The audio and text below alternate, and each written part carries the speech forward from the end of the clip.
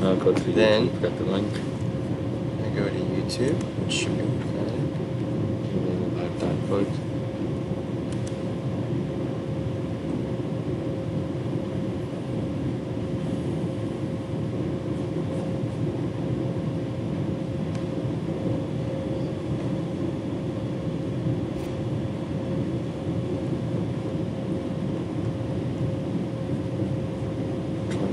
Delay. And it started at 20 and then it should cut up, so it's outdated. Right. So everything. So now how do I get the link? The link, I go down to here. This is the link, right? Yeah.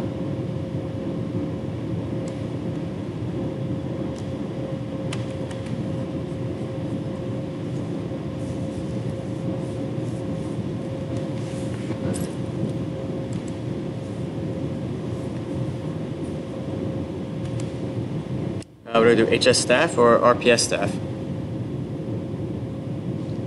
What? HS staff, right? Or RPS? Or both? HR staff. But if I want to send it to the district?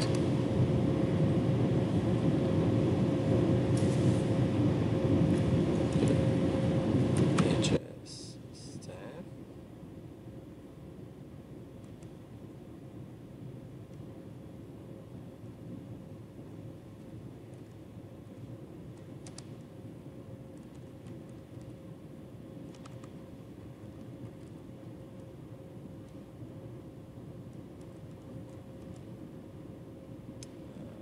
What is this called? The Veterans Day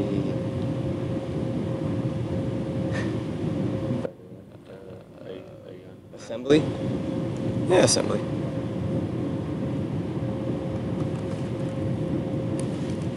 Veterans Day Assembly. That's all it says.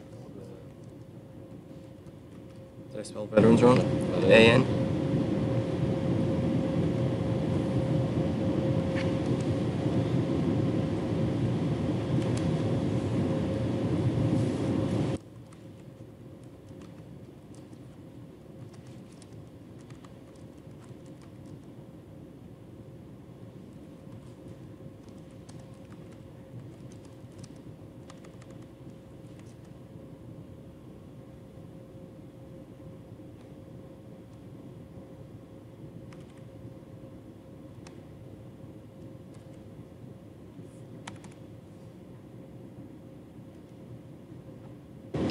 Turn it off. So, oops. Didn't want that.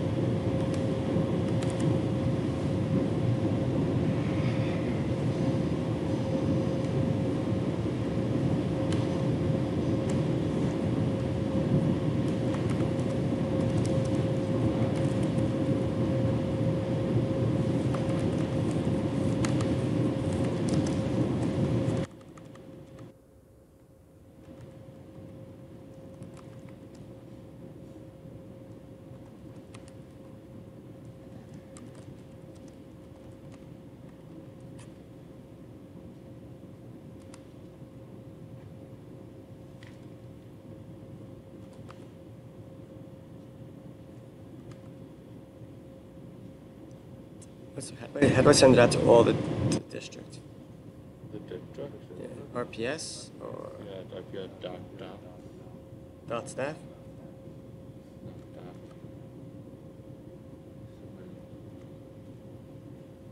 Okay. And what if I want to do the Ed Center? Well, That should be everybody. Everybody, even the Ed Center? RPS, that should be everybody? RPS dot includes the high school dot too. What about the What about the Ed Center? Oh yeah, definitely. All right. Yeah. Okay.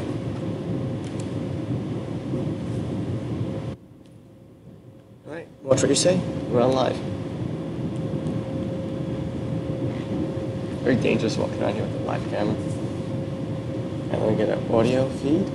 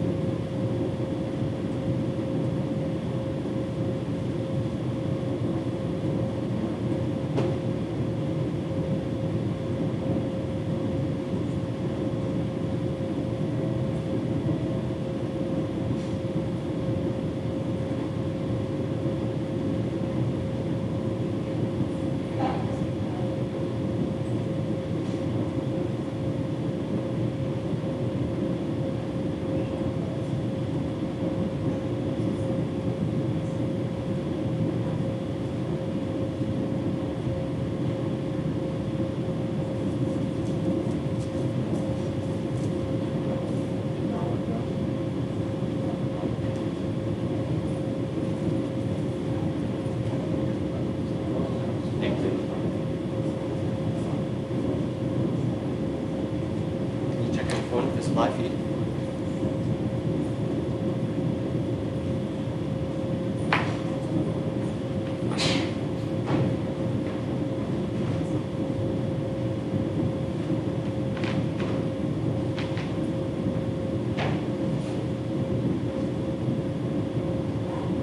It works.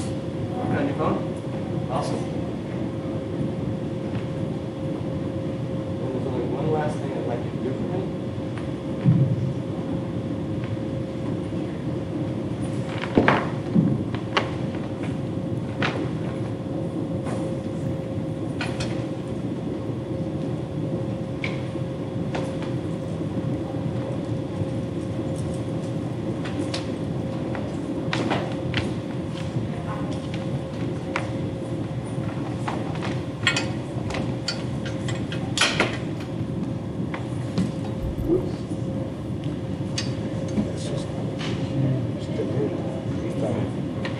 You know what?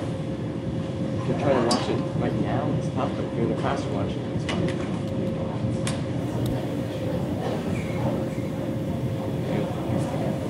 Now,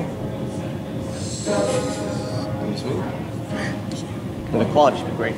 Yeah, so much better.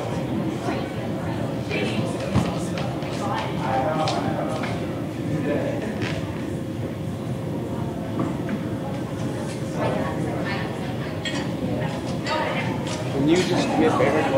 We'll check the microphones. So, you know, check 1, 2, check 1, 2. You want me to? You put on headset?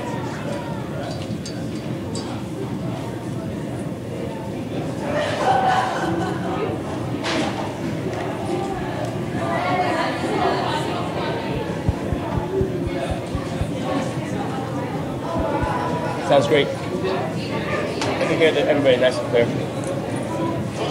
Alright, now I'm just waiting for my video guy Good.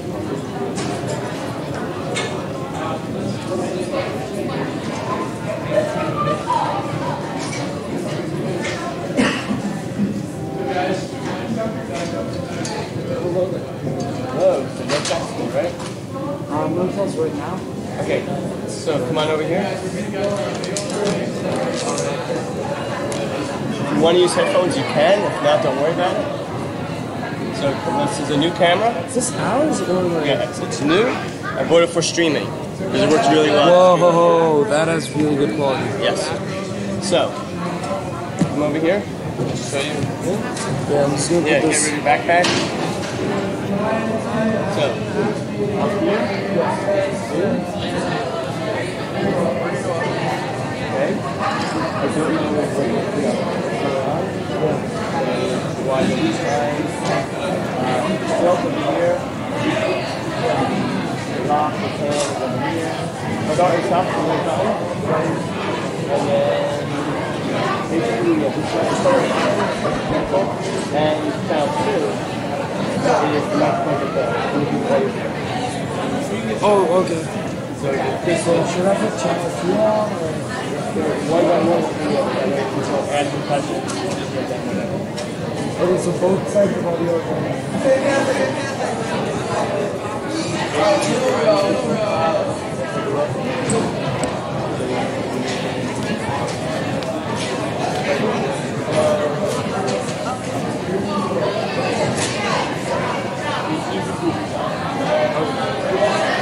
So when the guy's speaking, I can like goes up on him.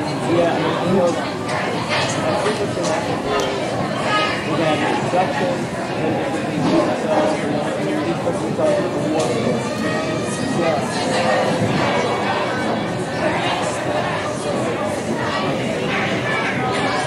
You know what?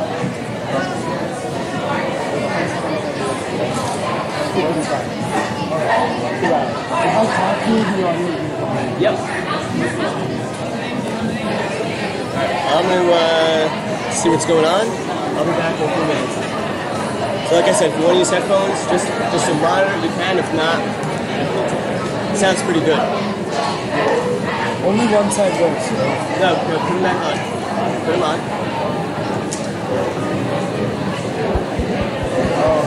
So yes, one ear and the other is that. Alright, I'm going to see what's going on. I'll be back before everything starts. I'm just gonna put these on to make it finish. Sounds good.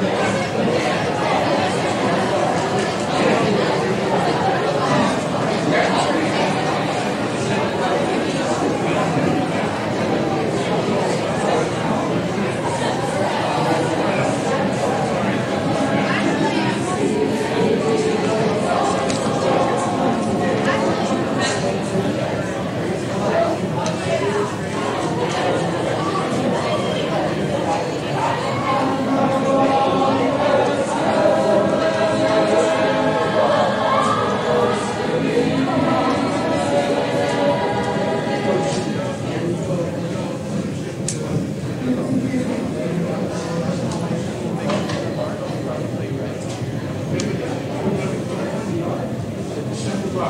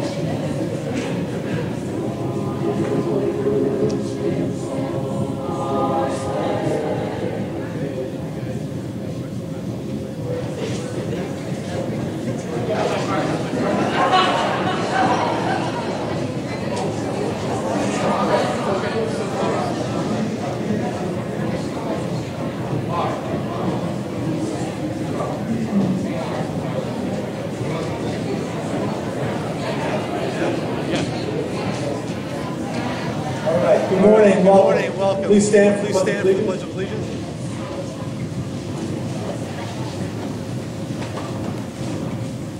I pledge allegiance to the flag of the United States of America, and to the republic for which it stands, one nation, under God, indivisible, with liberty and justice for all. Thank you. Thank you.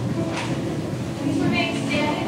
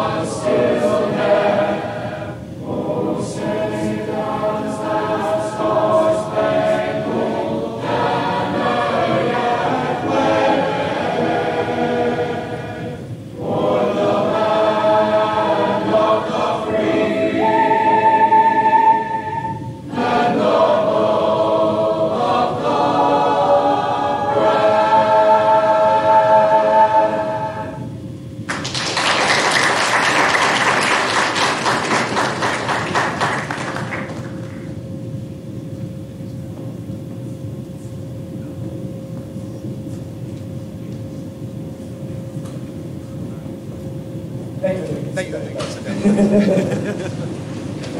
Thank you for that beautiful. It's very difficult to do first thing on Monday morning. You know that. So I really appreciate that. And thank you to everybody else who put this day together. Dr. Bray put the food classes, free breakfast for those who enjoy that. We have Monica. We have Ray and James who help with technology. Mr. Holland's classes are streaming this, so it's quite a production this morning. This is something that's been going on for years. You see, it's one of those great programs that we put together each year. It highlights students, what they're doing here, but it also allows us an opportunity to show the community how much we appreciate what they do for us. So I thank you all for being here for all our history classes here this morning. Today's the day when we get to remember and honor all the men and women who served and currently serve in the armed forces. We also have to remember all the families that are out there who sacrifice so much for those when they're back home, when those loved ones are out there serving. Today is a day when we bring together the facts you learn in school, figures, all the different things, movies you see. It all starts here with men and women who decide to serve, and they are ordinary citizens. Some of them are graduates from Ridgewood High School, and you hear some of their stories today. But they're just ordinary citizens that feel a call, they go, and they try to protect all the freedoms and liberties that we enjoy on a daily basis. So there'll be time for questions later on today, so please feel free to ask anything that's on your mind. And I want to bring up Ms. Fleming.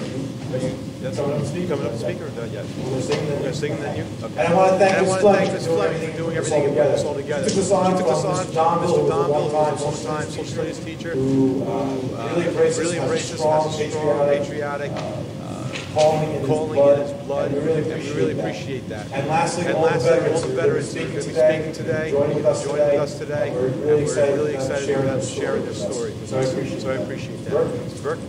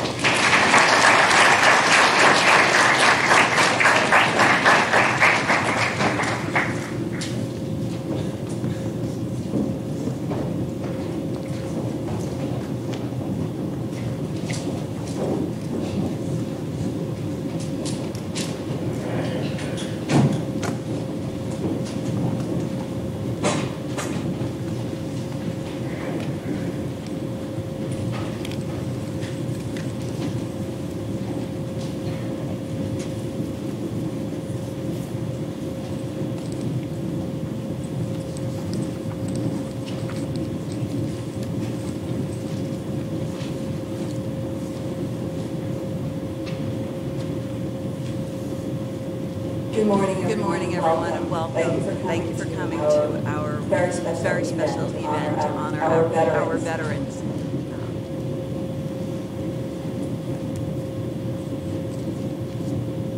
So as Dr. Mormon mentioned, my esteemed colleague, Mr. John Donville, began this tradition several years ago, and I'm very honored to be able to continue this today. And I must add that there are so many people who have helped put this day together, and they're listed in your program. Dr. Bray and the class went all out, and I really appreciate their efforts, as well as our custodial staff, secretarial staff. So many people have helped today, so I'd like to give them a round of applause.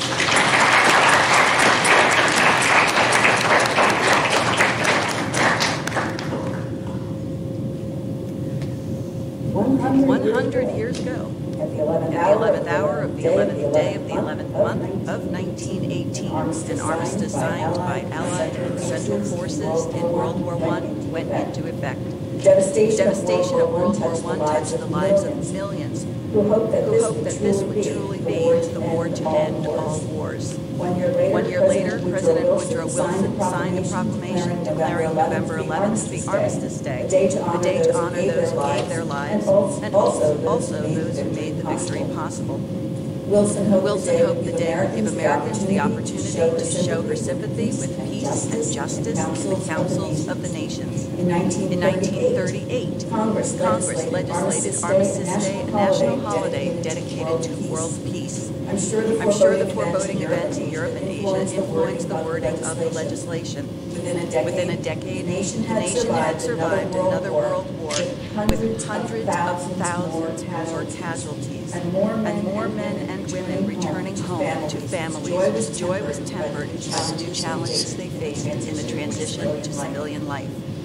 To recognize the service of all veterans, in 1954, President Dwight D. Eisenhower signed legislation changing the name of the holiday from Armistice Day to Veterans Day, still to be celebrated on November 11th of each year. He wrote, on that day, let us solemnly remember the sacrifices of all those who fought so valiantly on the seas, in the air, and on foreign shores to preserve our heritage of freedom. And let us reconsecrate ourselves to the task of promoting and enduring peace so that their efforts shall not have been in vain. We observe Veterans Day with quiet contemplation of the debt of gratitude we owe to those who have protected our freedom. The efforts of our veterans are heroic. They have sworn to defend the United States against all enemies. That they will bear true faith and allegiance to our Constitution. That oath creates a bond that unites all who wear the uniform of our country. The oath signifies their willingness to make any sacrifice for the good of the nation. As Americans, we have an obligation to them, to support them, and to provide care for those who have come back to us in need. This mutual commitment by those who wear the uniform and those who are protected by it is embodied in our nation's motto, E pluribus unum, out of many, one. We are and remain one nation. So, sharing the panel this morning, we have a number of veterans who have different kinds of experience. They're from different branches of our service. They've served at different times. And I don't want to tell you more than that. I'll let them share their own experience. And I will ask. Let's see. Have Art Cody. And if everybody has a program, you can see the names printed on the back. Art Cody, Matt Bombase, Tim Bombase, Ed Houlihan, and did I get everybody? So I'm going to ask our our team. Okay. All right. So I'm going to ask all of you to come up here, please, and join our panel.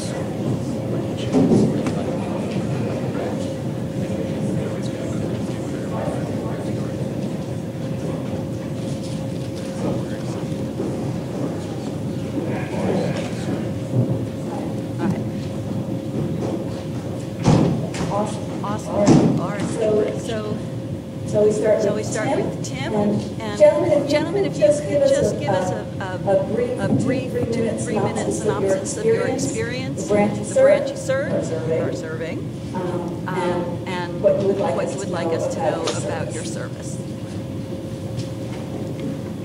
Good morning. My name is Sergeant Timothy Bombase, part of the 2nd 113th Infantry Regiment out of Riverdale, New Jersey. I'll be serving as a sniper team leader for about 6 years now. Wrapping up for my second deployment to Africa.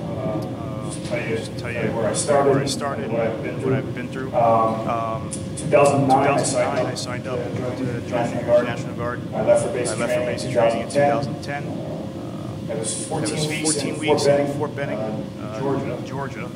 From there, I went to jump school. I jumped out of 5 aircraft. Absolutely insane, but it was fun. 2011, I continued on to propelling out of helicopters. Down in Fort Benning as well. It was called Air Assault School. After that, 2012, I've been training for about 2 years to become a qualified sniper. I went down to was not Fort Benning this time. It was Arkansas Camp Perry. No. I forget. It's been that long. So I attended United States Sniper School in 2012. Graduated. 5 weeks of lots of fun there too. After that, I volunteered to be a part of reserve section that wasn't going to be deployed, but as soon as my number came up, they called me. I got shipped out to Bahrain. I don't know if anyone knows where that is. It's a small island, Persian Gulf in between Saudi Arabia and Iran. I was there for 9 months, just guarding the base and the airfield we had there. That's where most of the bombing runs were going on for ISIS at the time. After that, I just continued serving in New Jersey. Now, like I said, we're just wrapping up our second deployment. My service has been good, rewarding. I've met a lot of good people. They're probably the best friends I've ever had. I haven't carried many friends from my younger years. The friends that I met, spent so much time with, really became brothers and a family. So that's what my service has been like.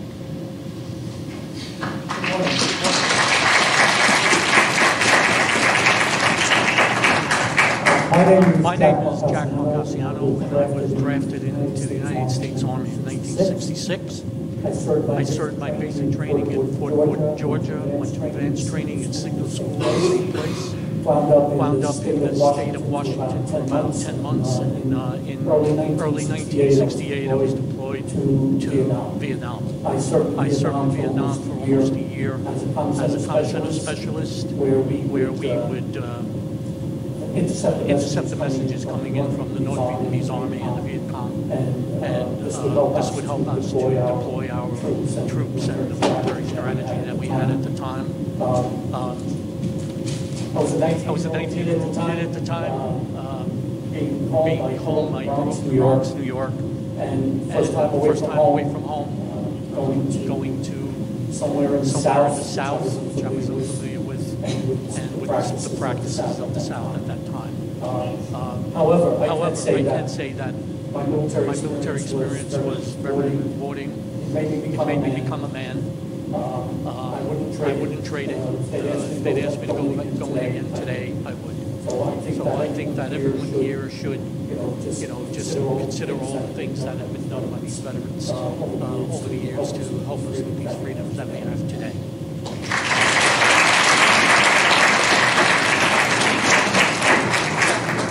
My name is Matt Bombase. I'm Matt's older brother.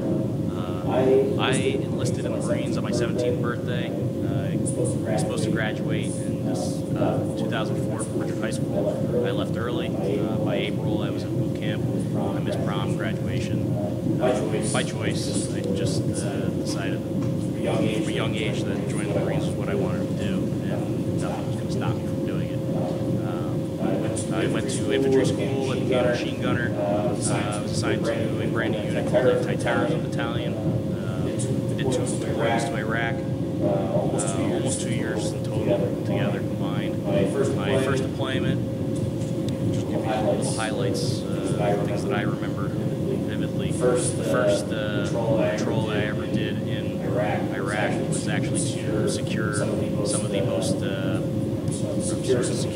first democratically cast ballots for the first election at the time. So we picked up ballots that were cast for voting for the first democratic election. We secured them and brought them to where they would be counted. So that was something that was pretty neat and important at the time. Throughout my service there, mostly did combat patrols, convoy security. 2007, I got deployed again for the surge to Iraq, Battalion, War Province. I helped clear the city of Hit. Spent 15 days living out of trash dumps, clearing the city of weapons caches, picked up 5 high-value insurgents, got them off the streets, and worked with various other units throughout the country. Helped build an Iraqi police station, helped train Iraqi policemen in the city of Ruba. It's in western Iraq. If you Google the Iraqi police were called the Lions of Ruba. There's a bunch of down on the side that they were sick and tired of the insurgency and were going to stand up and fight for their own city. It didn't work out so well for some of them, but I had the pleasure of teaching them marksmanship and stuff like that. I came home after 13 months of that second deployment. I was discharged 2 months later. Got out rank of sergeant, and from there on I moved on with my life. Went to school, became a fireman, and that's where I've been led to today. Experience in the military definitely shaped who I am. My discipline and drive to be able to achieve those things. Like Jack said, I wouldn't trade it for anything else in the world. When I was your age, I was not ready to go on to college. I probably would have flunked out. It just wasn't for me. After joining the military and getting some life experience, I went back to school, got a few degrees, just to help me prepare for life later on. So that's what my service means to me. And like my brother said, met some of the best people in the world. Definitely made me appreciate the education that I got here at Ridgewood. I served with guys from all over the United States. Some could barely form a sentence, some could write their own letters. I used to have to write letters home for them because they just couldn't do it. So it really made me appreciate the education I got here and the hard work that the teachers put in. That's it in a nutshell. Good morning. Thank all of you for showing up this morning. My name is Ed Hall. I served active duty in the Navy from 1963 to 1966. For 2 years, I was a combat information officer for the USS Kepler, anti-submarine training in the Atlantic Fleet. After 2 years, I was transferred to the staff Destroyer Squadron 24. And shortly thereafter, we received orders to move from the Atlantic Fleet to the Pacific Fleet in support of President Johnson's campaign on the bombing raid of North Vietnam Operation Rolling Thunder. We spent several months on station in South China Sea in support of those operations. We were also involved in shore bombardment and also supporting marine amphibious operations along the coast. When we completed assignment in South China Sea, we returned via the Suez Canal. So in effect, I made a round-the-world cruise, which in the Navy is known as the Order of Magellan. I'm thankful for my military service, very proud to have the opportunity to serve.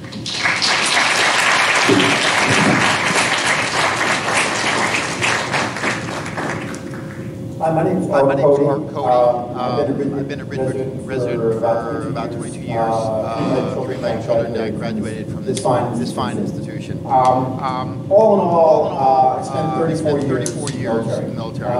I counted 4 years at West Point because it sure seemed like we were in the military. Rifles, guns, and uniforms, parades, whole 9 yards. I served initially. I was a helicopter pilot in Germany for 5 years. I got out and moved to California. My wife also West Point grad. And California. The nearest base was a Navy helicopter squadron. So I went to Army and Navy and helicoptered them for about 3 or 4 years. got a little old to fly, and so I was in staff positions in the reserve. Everything was going along, pretty much in the naval aviation. I'm flying along fat, dumb, and happy. Until late 2010, when the outside was law school, became a lawyer. What they needed in 2010 really in Afghanistan was people who would help build the infrastructure of the country. People would help stabilize the country. We call post-conflict stabilization. The bull's still real. It's not a war stabilization. But in any event, I called to Afghanistan, did a little over a year in the U.S. Embassy in Kabul.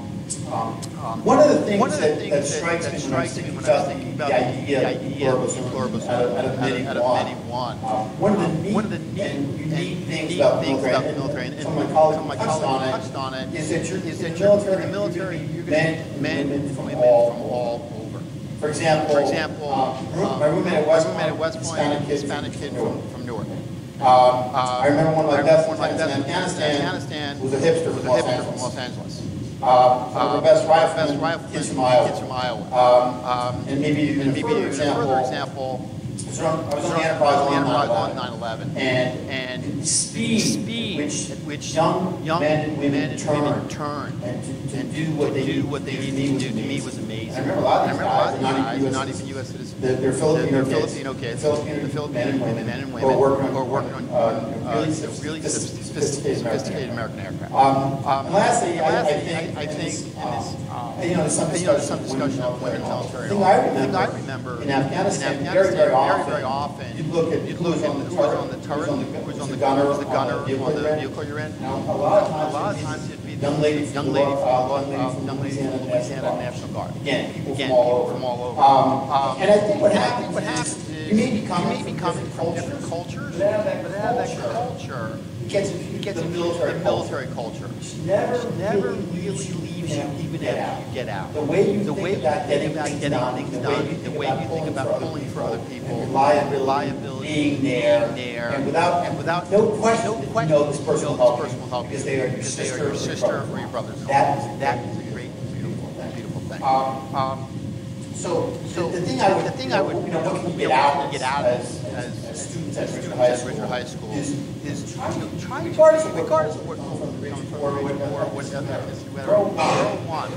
really are. And you have a mission to do well here and help each other out, just like people do in the military. Lastly, I got out, law school. My job now is called the Veterans Defense Program. What we do, we help vets come back from Iraq, Afghanistan, Bosnia, wherever conflict, not coming back from, get in trouble, criminally. A lot of times because they have post-traumatic stress issues, or traumatic brain issues. What we help them do, not go to prison, but get the treatment they need.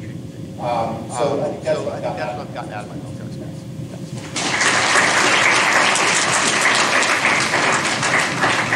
Thank you. Almost tripped over our bag here. Would have been good.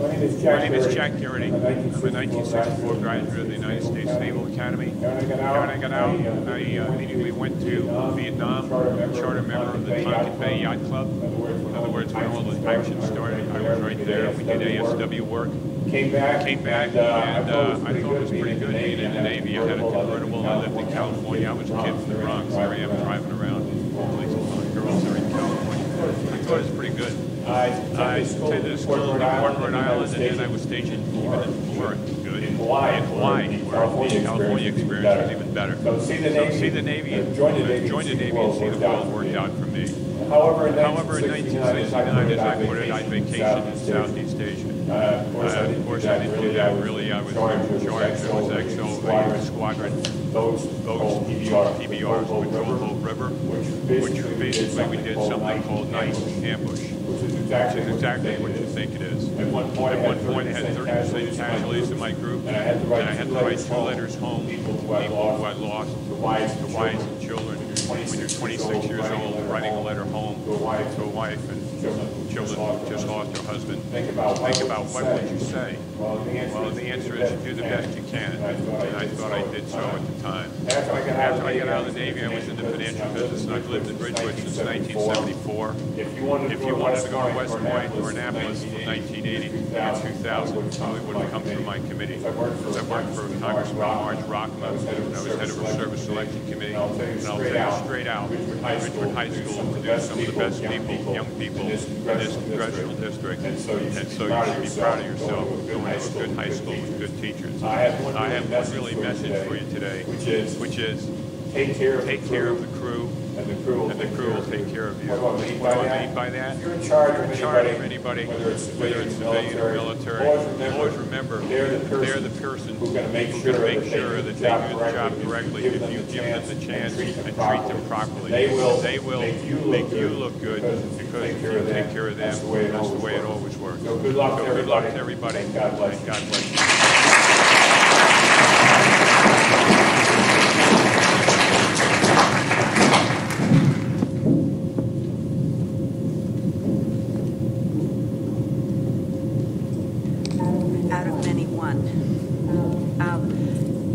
This wants to draw your attention to the back of the program, if you have one. Gentlemen, who among you graduated basic training at Fort Benning, Georgia?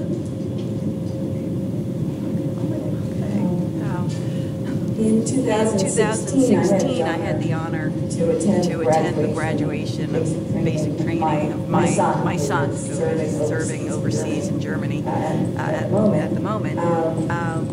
And we attended his graduation, and as the picture that you see is from my vantage point, sitting in the bleachers, watching these young men come, and they were young men because they were all infantry at the time, which wasn't yet open to women. And they came up over that hill, and there was smoke, and it was beautiful, and then the announcer told us about the field, Daniel Inouye Field at Fort Benning, that has soil from every war that the United States has ever fought, and they were so moved by that. When I hear the stories of these gentlemen here today, I think of that motto out of many. One, this field every Friday morning has a graduation, and every once in a while I do follow their Facebook page, and once in a while I'll just turn on the feed and watch the latest group of young people graduating. And how proud they are, and how proud their families are to see them become something that is so important to our country, and something bigger than themselves. And I think the gentleman touched on that this morning about the maturing process and how important service was in that process. And again, I thank you all for sharing those stories with us.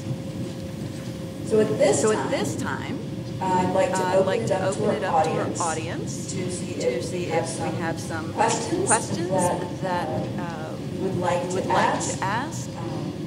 With the middle period being 80 minutes now, it's kind of nice. We have an extended time for questions, and we don't have to feel too rushed. And where are my freshmen? Your homework over the weekend.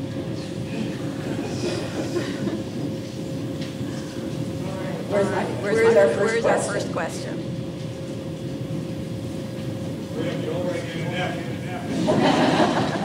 If you have a question for anyone on our panel or for the entire panel, just raise your hand and I'll hand you the microphone. I'd ask that you just stand up and state your name clearly and then your question clearly.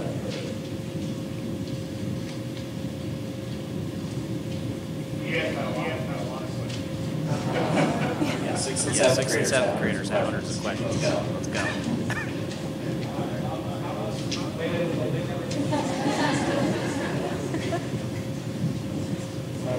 Hi, it's J.T. Cameron. I'm supposed to be... Sorry. So if you could touch on like how like working with a lot of different people, you know, taught you a lot in your life. So like, how has your outlook on people changed from meeting everyone having to trust so many different people that you may have not have known before in a military situation? It's like how has your outlook on people and stuff? Outlook on people and trust. That's a great first question. Definitely loaded there. Trust is something that is very difficult to earn. You have to earn it. You want to give everybody the opportunity to earn it. I think it's just like life in general. When you meet people for the first time, you're just feeling things out. My circumstance when I went into the Marines and we went into the anti-terrorism battalion, it was a brand new unit at the time, so everybody got dropped in there at the same time. I served the same guys for almost 4 years straight. We had all joined the military at the same time. That's typically unheard of. Usually people get transferred out here and there. So I got to know those guys very well. I mean, we did every single thing together. We ate every meal together. We went out partying together. We fought together. We did everything together. To the point where people higher up noticed and stuff like that. And it was unique to our time. We would go to the chow hall together, stand next to them. We're at our table and wait for them to get up and leave so we can all sit down and eat together. So as far as trust coming out of the military, I don't think I can trust anybody as tightly as I trusted them. I mean, it was to the point where I knew they were walking in the dark from the back of the room, just based on the sound of their feet. I mean, I knew them. I don't think in today's society, the way things happen, that very infrequently you find people that you know that well. I think you can, and it can be cultivated as a team. But it takes a strong leader to be able to bring that out in certain environments. So trust is something that's earned, and I think in the military, once you've earned it, it means a lot. It carries a lot of weight. I think in the civilian world, it's not quite as important, unless it's in certain scenarios, like you're a police officer or a fireman or an EMT, then you need to know that those people are literally have your back and are going to save your life. Trust. It's a dynamic give and take, and it's. I think I could ramble on about this for hours. I think you get where I'm coming from. That those bonds that you forge in the military and the trust that you have in those people, I don't think you can replicate that to the same degree when you're on the outside world, the civilian world. Want to add a couple of things to that. One of the main things that the military will teach you is to rely on your buddy, to rely on that soldier that's sitting next to you, because he want to save your life. So you learn about the trust of people you've never met before.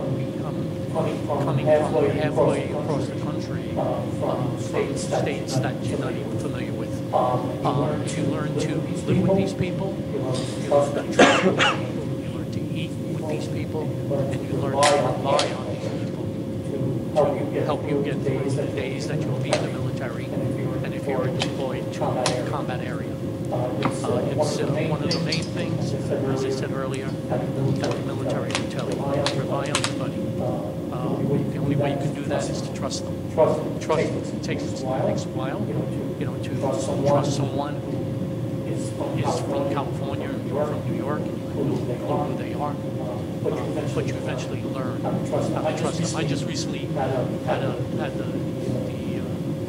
reunion with a friend of mine who I trusted, and we became closest of friends. I was in the service 50 years ago. I hadn't seen him in 50 years. And we recently had a reunion, and it was like it was yesterday. So you trust these people. These are the people you want to be with. You rely on the most. You get guys together, you said, and you lean on them. They lean on you. talk about your life. They talk about them. All about them. And rely on them. Help you get through. And be there for you if you need them. Trust is a combination of training and teamwork. Served aboard the destroyer had 265 personnel. It's absolutely essential that every individual on that ship knew and understood their duties and was able to execute. So it's a combination of working together and supporting each other. And the basis of training and teamwork results in the ability to be able to perform your duties.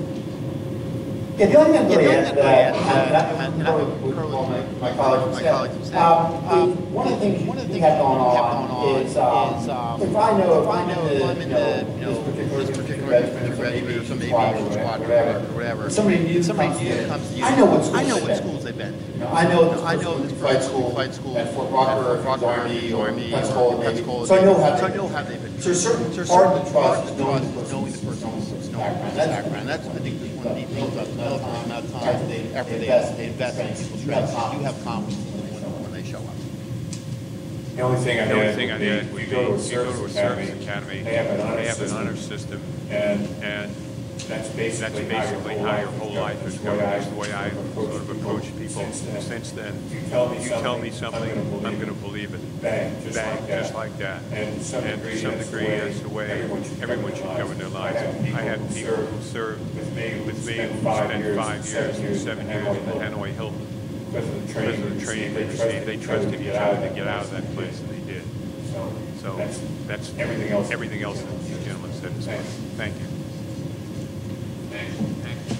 Thank you, gentlemen.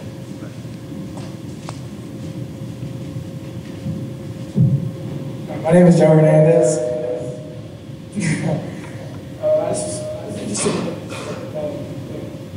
Have you ever trained with them or what the most difficult thing?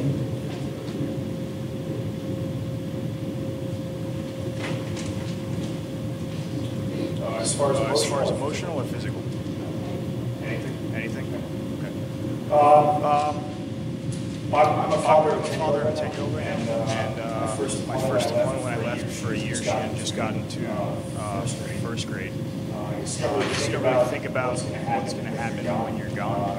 It seems to me at the beginning you feel like everything you left is going to be there exactly as you left it. I think the one thing you appreciate the most is your room, because as long as no one goes in there like a sibling and messes things up, everything's exactly where it's supposed to be. When you come back and your lives have changed over an entire year, and you haven't been there to see your child grow up, you haven't been there to help her to learn things, you haven't been there to add the discipline, be the parent, be the father, the person that you should have been for the entire year. A year of your life has been stolen from you, and you never get that back.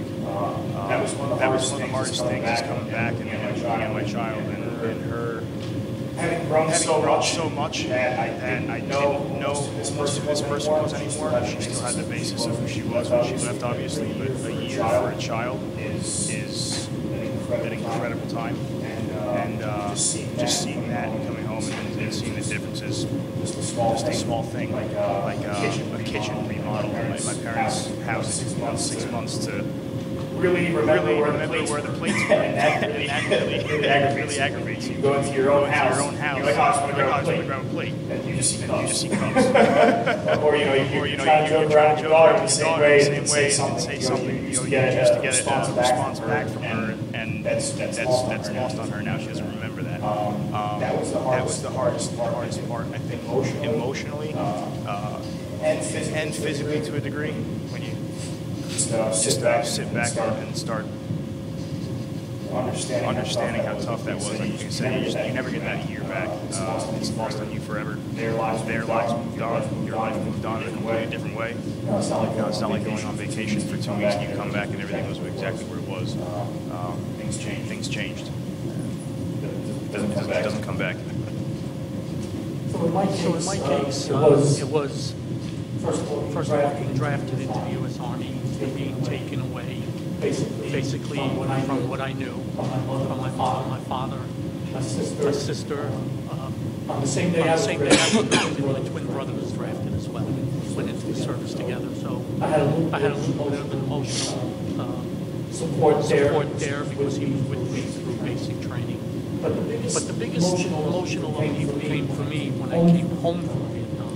The wall protest and the treatment of the soldiers as they returned home, and being treated rather harshly. No welcome, no ticker tape parade, none of that. It was particularly upsetting where you actually had to keep it to yourself that you were in Vietnam because they were considering you to be baby killers, and so on and so forth. I don't know if any of you know all about the protests that went on at that time, but I think that you should maybe look it up on the internet and you can see what I'm speaking about. So I was able to grow while I was in the service. When I came home, I found home to be the same with my parents and brother and sister, but the overall mentality of the nation is not the same. Thank you. As far as difficult, I think you touch on emotional as well, and physical. Go physical and come back. To me, now after serving, I hate being cold. Some of the worst, most miserable times. Everything's Iraq's hot all the time. In the winter, it's the rainy season, and it's cold. It reaches the 30s and the 20s, and it rains, and it rains, and it rains, and it rains. Well, the desert is just like a beach. The water doesn't go anywhere. It sits right on top, so you can be driving through 2-3 feet of water by the end of your patrol. You get stuck in the mud. Be outside your pants trying to push this 14,000 pound truck out of the mud, and then you're getting back in the truck, and you're just freezing and shivering in the back for the next 10 hours. My wife hates it because I have a thing about jackets now. I like to see a jacket much more if I want it. And there's times where you've been so cold, shivering in the back, you're literally in tears, like wishing that you would just die because you're that freaking cold. So being cold and physical, that'd be some of the physical pain and discomfort that I can relate to you. On the funny side, when you're that cold and you're with 13 guys, guess what? We all cuddle together at night. We had cuddle buddies. My first time out in the field when I turned 18, it was my 18th birthday. We spent out there 17 degrees out and snowing because we were just in sleeping bags, no tents. So all 13 of us were all cuddled up together for the rest of the week we were out there. Yeah, same sleeping bag. That's the buddy. That's where trust is and everything else. How we'll get to some of these guys. Now, the emotional aspect, difficulty, and things like that is failure. Not the type of failure that you think. I never worried about myself as an individual. I was always worried about failing the guys with me. When it came to driving the Humvees, driving on a trail, literally where the tires are on either side. It's a 10-foot drop on one side, and then drop off in mud on the other side in a field in the middle of nowhere. My biggest fear, concern, worry is failure, that I drive off the edge, I roll over, and I kill all my guys. That fear of failure really does not apply to yourself in that aspect. You're not worrying about failing, a push-up contest or something like that. You're literally worried about failing to do your job and somebody else suffers. I could see myself being injured or something like that through my own actions, but my own failure and somebody else being injured or killed or something like that, I think that took a toll sometimes that you really don't realize at the time until you're in it. I don't know if anybody else has anything else they'd like to add. I'm a fortunate veteran. I had no disabilities. Those veterans had disabilities. They performed the service and had to sacrifice.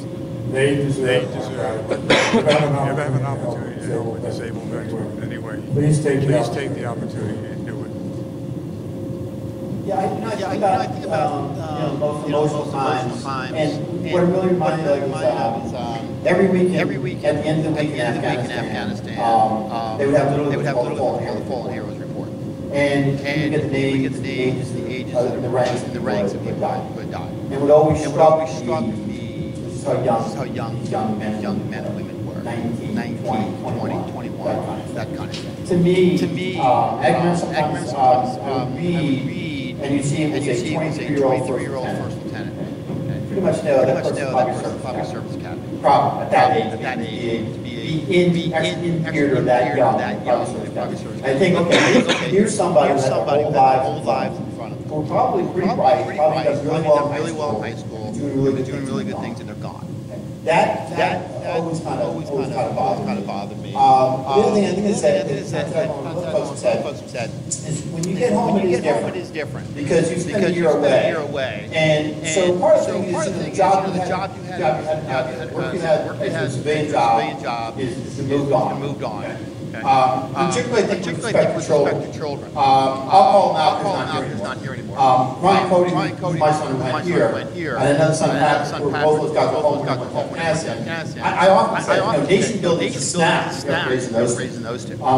So the thing is, your job, the roles you have in life change. And the roles you have in life sometimes are changed because they're not there when you come back. And that can absolutely be an adjustment period. Just real quickly, the most emotional thing was the one I mentioned before, writing those letters home. What do you say? Do the best you can. The other one I'd just like to reiterate what we just said previously. When I was in Vietnam, all I wanted to do was two things. One, do what we were assigned to do. And two, bring everybody I was in charge of home. Get them on an airplane, all together, one group. These are my men. It's my job to keep them safe. And I couldn't do that because I was being transferred back and they were going to be transferred at different times. But that's what you feel. When you're in charge of someone and it's a very difficult situation, you want to take care of your men. And I tried to do the best I can, but that was a really tough thing to do.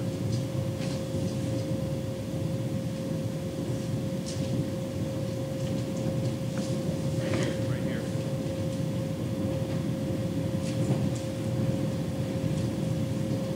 Hi, my name is Alex Jennings. I just want to know, what would you guys say is the most important lesson in regarding public service?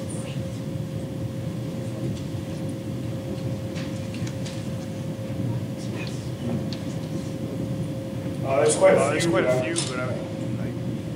there's a few that I can mention would be one is how you carry yourself toward others. You said about the trust issue. If I came up here and I didn't show an interest toward you guys, and I didn't speak clearly, or how you carry yourself is very important. That's trust. That's what builds people. Believing that you know what you're talking about and everything's fine. That's something that they taught us major because, like you said, with the differences of dealing with different people, if you carry yourself in a manner that projects that you care and be respectful toward the other person, that goes miles. I think that's one of the big differences between veterans and non-veterans, or even just people who have served, and people that you see that have been overseas in combat. There's a difference of how people carry themselves, and that's something that, like you said, someone comes up and they've been through a certain amount of training, they serve with a certain branch, you can tell those things because of what they've learned, haven't learned what they went through, what they didn't go through. The other thing is just limitations. When someone says the sky's the limit, it really is. There's nothing stopping you. I think what I wanted to say with the whole physical aspects, and I spoke largely about the emotional. The only thing stopping you is your mind. There's plenty of times where we're going 120 pounds on our back, full combat load, carrying your rifle, and you don't want to carry any of this. You just want to grab it, throw it off, and just say, I'm done. It's your body screaming to your mind, and your mind screaming to your conscience, and your heart just going, why are we doing this anymore? It's being able to fight with your mindset that says, I want to go in, I don't want to do this. It makes you call it intestinal fortitude. It makes you push through anything your body and your mind is telling you cannot do this, you can. There's people that have served. Have you guys seen Lone Survivor? Anybody? The Mark Lachelle story? There are people who do extraordinary things. As combat-wise, that someone gets shot a few times and he's dragging himself 2 miles afterwards. Well, Some people sit there and say that to begin with, just crawling on your hands and knees 2 miles. That's pretty miserable. But this man did it under extreme circumstances. And I think that translates to everything in your lives. So whatever your limitations that are there, don't let that stop you. Your mind is your worst enemy when it wants to fight you. So you said in the back of the Humvee, I just want to die, I don't want to be here. Mind over matter. If you don't mind, it doesn't matter. You have to push back your own mindset, and you will be able to accomplish anything that you could even dream of. It's possible.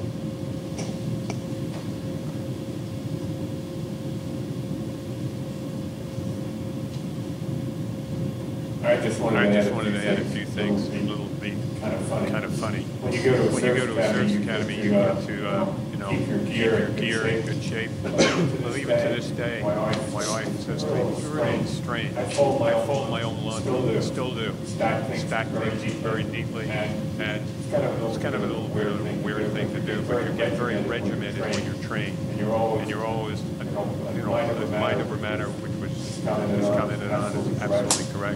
But the things that you're trained to do, you're always trained to do, and you'll keep for the rest of your life.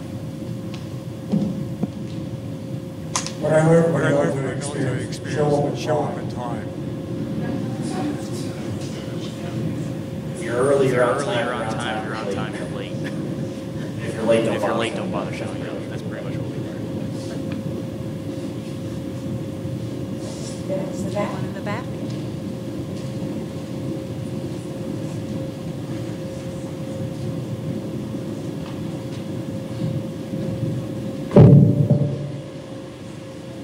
So, I was wondering, like, when you guys are in, overseas, and it's, like, really cold or it's really hot, or rain in Vietnam, how did you guys manage to, like, fall asleep? They always tell you, like, they have these, like, techniques, like, maybe so it's always in bed and stuff, and, like, I always wondered, like, how that actually happens. How it was actually good. I guess we all forgot to mention that one of the biggest things that it comes to is how to fall asleep anywhere, under any conditions. All right, like you said, you find different ways. You cuddle with somebody, you get body heat. You put on as much gear as you can. You suck it up, you get used to things. I mean, they say, got down to 30 degrees where I was at. The problem was it was 120 degrees during the day, and then it was 80 degrees at night. So 80 degrees sounds pretty good, but after 120 all day, it's freezing. We just bundled up as good as we could. Like you said, make sure your gear is serviceable at all times. So, and also make sure you pack everything that you need. They do take care of us. Make sure we do have certain things, other stuff we have to get ourselves.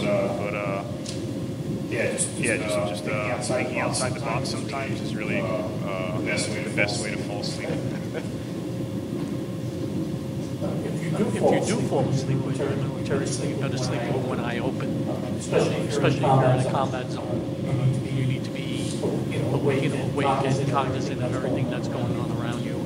Getting that sleep is difficult. Eventually you do, but you always need to know what's going on. I have to agree with all of that. I ran the gamut. Like my brother said, wintertime was 30 degrees, and we were freezing cold, wet. Summertime, we hit 130 a couple times, and when it drops down to 80 degrees, it's cold. As far as sleeping, you get sleep where you can. In my circumstance, I was doing 18-hour patrols a day. Then you get back, you have to fix the Humvees, you do this, you do that. So basically cat naps wherever you could. You'd be sleeping on the ground, just put your helmet on your head, knock out when somebody wakes you up. Sleep wasn't I guess it was a really high luxury at the time. Didn't get it very often. When you did get it, you got it where you could. Sleeping in the seat in the Humvee, sleeping on the roof. We used to stop patrols in the middle of the country at night. I'd be sleeping on the roof of the Humvee. Less than half the weight of this table, and then you're only partially asleep because you're trying not to roll off the roof. It's just sleep. You get it when you can. It's not easy to get. Navy ship is 24/7. Standing watch is performing your duties on a day-to-day basis. Every day is the same.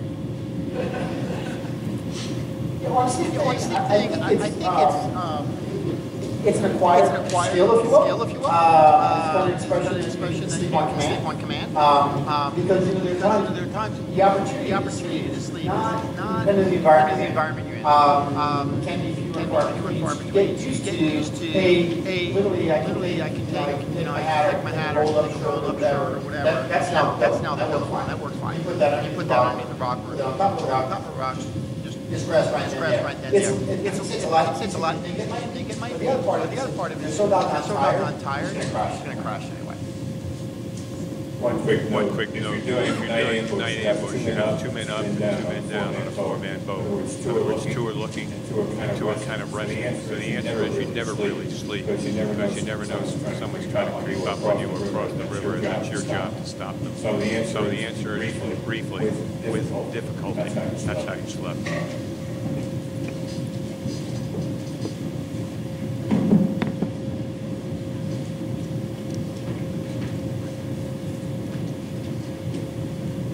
Hi, my name is Hannah. I was wondering what inspired you to join the military in the first place. I think everybody's here. The answer is going to be slightly different. So I guess we'll pass it around. I was very young, probably 6 years old. I wanted to join the Marines. Don't really know what sparked me at that point, but the older I got, the more my parents told me I wouldn't do it, the more I wanted to. I have a long line of family members that were in the military, so I always kind of felt a sense of duty to do that. For me, it was more, I guess you call it selfish reason at the time. I was young. I fantasized that I wanted a challenge. I wanted to join what I thought at the time was the toughest branch of the military and go conquer the world. As time went on, my reasoning changes and what it meant to me changes and everything else, and that comes with maturity and everything else. My reasoning was just as a little kid, it was a determination, and I wanted to do it, or I got told I couldn't or wouldn't, or I dug my heels in. So that's pretty much what led to me going and joining on my 17th birthday.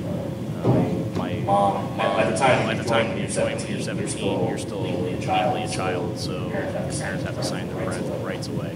So my mother at the time was crying. I said, "What happens if I don't sign?" He said, "Well, I just won't talk to the Marine, I would do it anyway." So reluctantly she did it. Kind of strong-armed her, but it was what I wanted to do, and again, I wouldn't change it for anything in the world. I think that answer changed for me. Previous, and then afterwards, and then I'm still serving.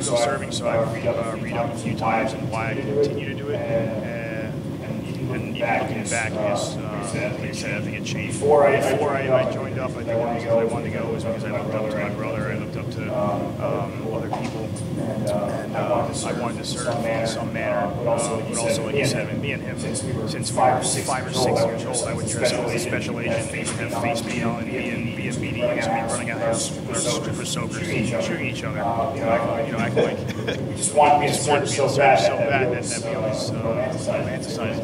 It was a dream of ours. I wanted to be a fighter pilot, and it didn't happen. He wanted to be in the Marine Corps. He followed his dream. But now, if I look back on it, I can say that I served still is everyone to the left of me. Having that brotherhood and that having the legacy, having that brotherhood, having the fraternity is incredible. If I had this job outside of here and you had seen me in uniform, we would probably say morning sergeant or whatever, and there would be some type of brotherhood that was already built there, and then we would have probably an hour of stuff that we can talk about pretty easily. It just comes with a sense of love and, like I said, brotherhood. Also, just continuing to push forward and wanting to challenge myself further now. Finding the next thing that that mental block, I guess you kind of start loving it to a certain degree. You just want to find the next thing that your mind is going to say, please don't do this, and you're like, we're going to do this. It's good though. It keeps you sharp and it keeps you alive, feeling great and alive.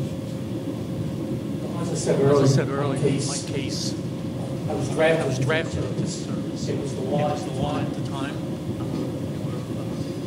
Asked to come defend your country. That time the Vietnam War was already going on. Did I want to go to Vietnam? No. Did I think I was going to Vietnam? Yes. But my honor to serve my country. It was my duty to serve my country. It is exactly what I did. Changed me as a person. The gentleman said it gave me some kind of structure in life. Still carrying myself that way today. If I had seen exactly the first thing I would say to him is thank you for your service. My father served in World War II in the Pacific. He was a naval veteran. I had Army, and also served in the Pacific. I was born and raised in New York, which is a Navy town. And I used to see the ships coming and going. I said to myself when I was young, one of these days I want to be on one of those ships. In fact, one of those days I was on one of those ships. I think God kind of the point at the beginning. People are going to have different reasons why they get involved in one form or other. There's got to be a certain amount of patriotism, but also sometimes for kind of tangential reasons. But one of the big things was service full scholarship, and that's really good education. Full ride. I mean, there's kind of a price tag at the end, okay. But the fact that there are really great benefits that does play in there along with patriotism. I can say the same thing. My parents were from Ireland. I was the first generation person. I'm the oldest of all the cousins, all getting older these days. And getting scary. All these ads on TV, this was directed at me. Anyway, I had no money, literally, to go to college. I had a scholarship, an RHS scholarship at Holy Cross. The Naval Academy intrigued me, the Navy intrigued me, but going right back here, I just didn't have any money to go. That was one big reason why I went to the Naval Academy. One of the great things about the movement is you take folks who may not have that much cash, come from rough backgrounds. A lot of people, you do see people that are military from city backgrounds, etc. It's a fantastic opportunity to take them to better themselves, so to speak, and put themselves in a better educational, better financial position than might otherwise happen. We have time for one more. Young man, right?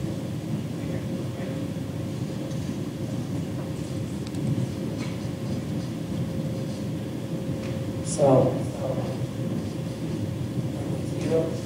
when you're in the Army, how do you cope with the possibility that you can't kill someone? How do you cope with it? He's asking how you cope with the possibility of having to kill somebody or not do it.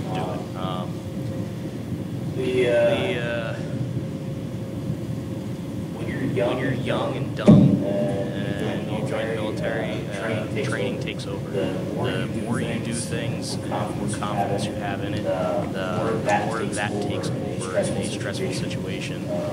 You're still making a decision, but your body is actively taking over and making those steps while your brain is making that decision. How you cope with it, that's an individual conquest, whether through service or faith or something. But to me, making that decision is easy. It's either me or my friends or them. I said before, I was never worried about myself. I was never worried about me getting hurt. I was more worried about letting my team down and them getting hurt or killed, and either my miscalculation or lack of action. So coming to grips with making that decision is easy when you're looking at the guilt or the overwhelming feeling that you've let somebody that trusts you and implicitly trust you. They trust you literally with their life. That you have their back no matter what. So coming to grips for that decision, I think, is easier for a lot of people. And don't get me wrong, deciding to take somebody's life is not easy. But when you're faced with the fact of them or you or them or your friends, it's literally as easy as moving your finger at that point. I don't know if that answers your question. I don't know if that helps you. It's a really difficult question to answer. And each person's going to have a different interpretation and a different reasoning for it. I want to turn that question around and address it from a perspective. On Christmas Day, 1965, one of the commanding officers of the ship was a pilot on the Enterprise. He had a very enjoyable Christmas dinner with a happy reunion between the two of them. 2 weeks later, he was shot down and killed in a bombing raid over North Vietnam. I offer my condolences to the commanding officer. He sadly said, I am now the father of two more children. Think about how many people in that position. First of all, I thought it was a really good question. I think anytime you mention military, regardless of whether Army, Navy, Air Force, whatever, you have to think about that. Because part of being in the military, basically, every symbol of the military is either arrow, gun, or something that's going to take somebody's life. You have to think about that. So I applaud that question. The second thing, I would tell you, it depends on what your training pipeline is. I can tell you that question is asked straight up when you were sophomore at West Point. And I think it's true at Navy. You go through a class called philosophy. Okay, you're studying the same things that people study philosophically, Kant, Luther, all that kind of stuff. Because, it's a college. But one of the things I really dwell on is, can you do this? Can you pull the trigger? Okay, can you drop the bomb? Can you launch the weapons? Especially in the Navy, which I was in. Once you've expended ordnance, your life has changed. Okay. Once you've sent a missile down range, the way you think about things changes. But you make that decision somewhere in the training pipeline that you're going to do that. I think that the third thing that happens is your training, and you just touched upon before. When I always let my clients have these issues, and I think one of the things that happens is, say you're at the rifle range, okay? You have the target that's going to pop up. You're going to shoot that target at 25 meters. And then you're going to move on to the 75 meter, 100 meter target. You're not going to have a counseling session after the first 25 meter target goes down. You're just going to get used to doing it flexibly. Because the time to think about whether you want to do that or not do that is not on the battlefield. It was back in the classroom at West Point. And you have a certain amount of cadets or students who, after taking that philosophy class, realized, hey, this isn't what I want to do. And that's okay. That's completely okay. There are millions of ways to serve the country in the military other than shooting people. But anyway, once you get the training pipeline, get used to do it flexibly. I think the fourth thing is what happens is you kind of compartmentalize it, and you don't necessarily think about it. You think about what the mission is. You think about what they're asking you to do on the mission. And that may well be pulling triggers. And you just get used to that, doing that. And the last thing I'll say, I think this is a really big issue with a lot of the veteran clients that I'm dealing with. Is when you're doing it, when you're overseas, you're launching missiles, dropping bombs, whatever. You're not really thinking. There's not time to think about the consequences of what happened there. But when people come back, sometimes they unpack what happened. And that's really a very important part of a lot of what I see post-traumatic stress issues. People start to think about this, and this. And that can be hard. So I think when you're working with veterans, particularly veterans in combat experience, you have to be aware of that, hey, maybe they're sorting through that. That's kind of a long-winded answer to, I think, a really good question. was such a good answer. Such a good answer that I have nothing to add. Thank you. Bring it on down here. Something that I wondered about for a long time. I remember that when I was training up for my skill set. Now I even spoke to my brother one night, and I was confused. After going through about 2 years of training I was going through, I've had people in training. I've had people in my sights, and I've been watching them for 3 hours. They have no idea that I'm there, about 100 meters away, and I'm staring at them through a scope. My job set is to be able to sit there and squeeze the trigger and take their life from them when I'm told to. At that point, it's not up to me. It's me asking or telling someone that this is what somebody is doing. Is it what I'm supposed to be doing? Should I do this? And it is yes or no. At that point, I become the tool. I am the tool, and I will be the tool. I don't know if any of you guys have seen the American Sniper movie, but what he was doing through that whole time period, what I believe our true job is as snipers is you are a force multiplier. You take that person's life and you have to, because you are going to save that many more, whether it's civilians, whether it's your buddies next to you. That's your job. Your job is to save lives that are next to you and civilians. If someone's sitting there planting an IED, it's not because the IED is going to grow into a flower. It's because they want to take somebody's life. So if it's I take their life, it means that the kid who's driving down the road on a scooter doesn't run over this IED. It's better him than that child. It's just one way that you have to look at it. You have to, like you said, compartmentalize it, get it out of your head that you're taking this life. It's not always someone who I don't really know how else to put it. That's pretty much it. Thank you, though. Gentlemen, I want to thank you for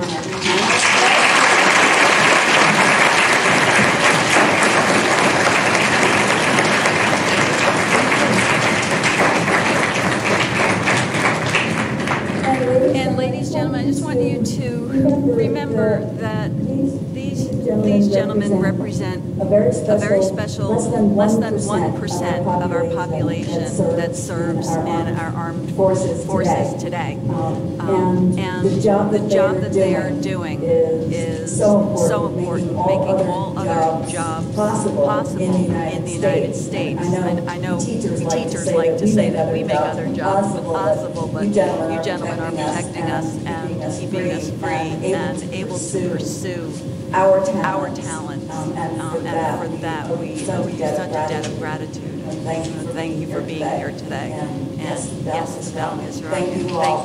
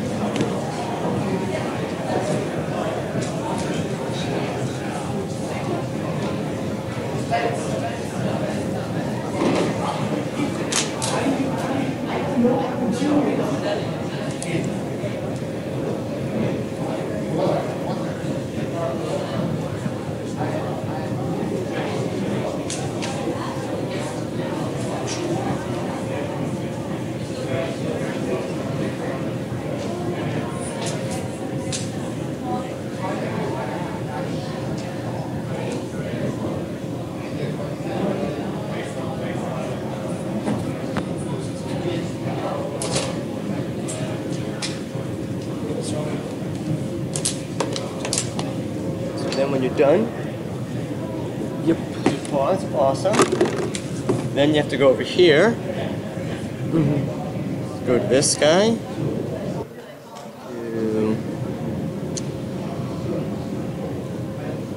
Stop